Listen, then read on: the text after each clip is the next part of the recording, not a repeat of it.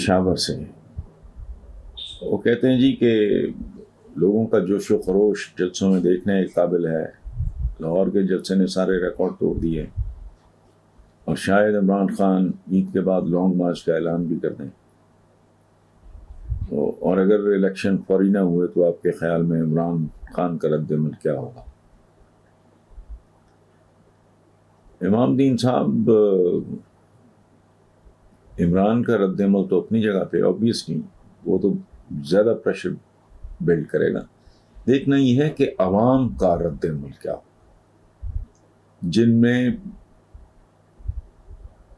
اس حکومت کے لیے پذیرائی ابھی تک تو نہ ہونے کے برابر ہے. بلکہ میں نے کسی پروگرام میں یہ کہا تھا کہ کبڑے کو لات راس آ گئی. اسیسمنٹ تو ہر بندے کا مورلس یہی تھا کہ لوگ تھوڑے مایوس ہوئے ہیں، ڈس اپوائنٹ ہوئے ہیں، they are not very happy with the government. لیکن یہ جس طرح یہ سارا کچھ ہوا اس کے نتیجے میں سمجھتا ہوں کہ تاریخ میں پہلی بار اس لیول کا شعور عوام میں دکھائی دیا.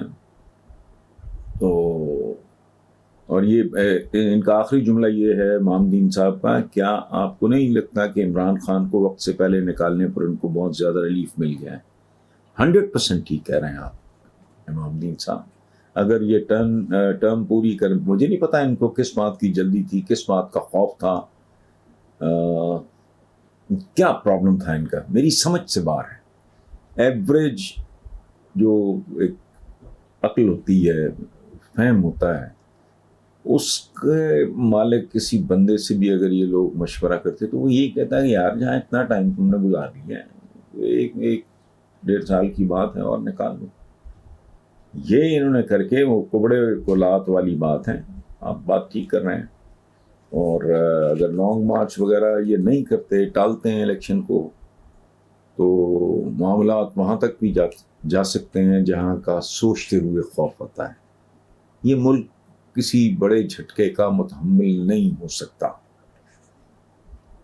جتنی پولرائزیشن ہو گئی ہے، جتنی عقیدتیں اور نفرتیں، ان میں جس طرح کی تقسیم خلیج پیدا ہو گئی ہے، اکانومی کی جو صورتحال ہے، any thing can happen any time. مجھے تو سچی بات ہے خوف آتا ہے اس سے.